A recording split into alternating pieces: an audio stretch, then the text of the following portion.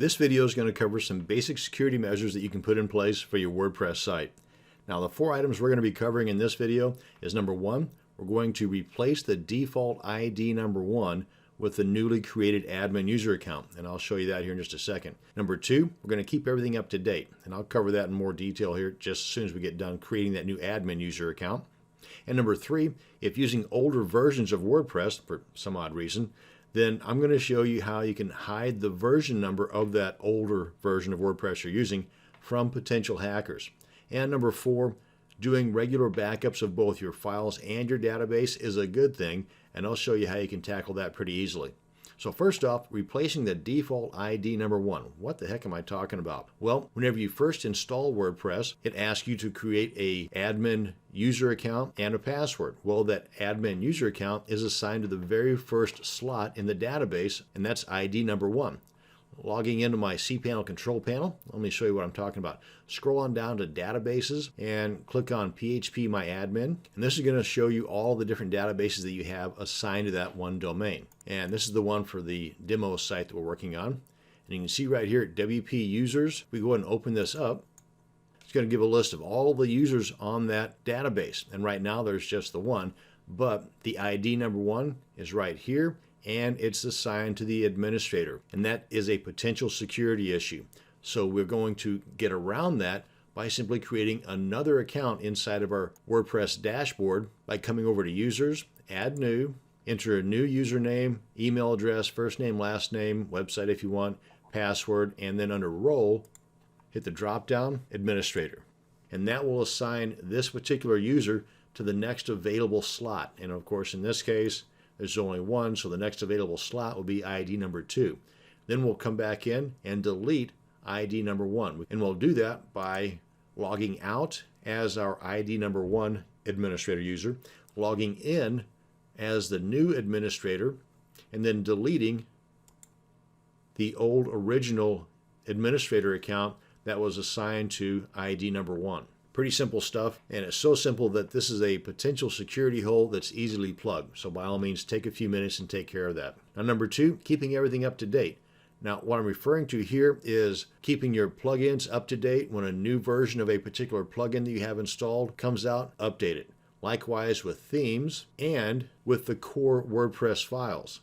Now, the one thing about the themes and the plugins, those need to be updated immediately as soon as the new versions come out.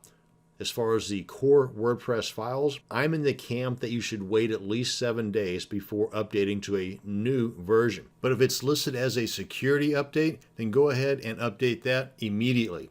Otherwise, on new versions of WordPress, sometimes there's some lingering compatibility issues between the new version of WordPress and some plugins or themes. So let somebody else find out about those on their site, and that can take about 3 to 5 days. So again, new versions, wait a few days. Security updates, update immediately. Other than that though, update your plugins and your themes immediately. And number 3, if using an older version of WordPress, you want to hide the version number from the potential hackers, because older versions of WordPress are known to have security issues. And that's why hackers love people that don't update their WordPress sites. Let me show you what I'm talking about. I'm in the Chrome browser, so if you're in a different browser, this might look a little different to you. But just right click and go to View Page Source. And you can see here the version 4.3.1. What we want to do now is we want to be able to hide the version. Because if this says 3.2, then the hackers, doing just what I just did, will be able to gain access based on whatever security hole there was in that older version. So we want to be able to hide these version numbers, and there's a couple of ways we can do this.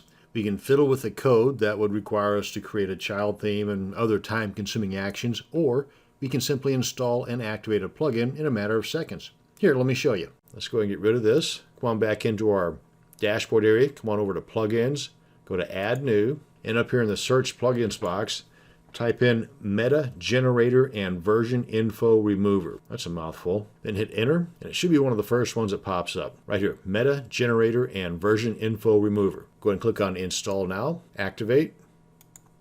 And it does have an additional item that pops into the settings here, but if we click on that to go look at it, you can see by default everything that we need is already done.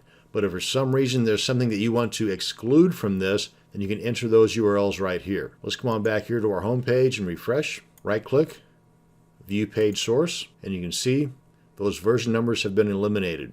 And lastly, number 4, doing regular backups of both files and database.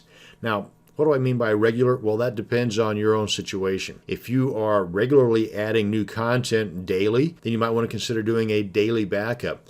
If you're only adding new content once a week or once a month, then do your backups accordingly. This can be done a couple of ways. An easy way is by automating this with the plugin. Come on over here to our dashboard area again. Come on back to plugins and go to add new. And there's quite a few plugins and third-party tools that can do backups for you. But again, we're talking about both database and files.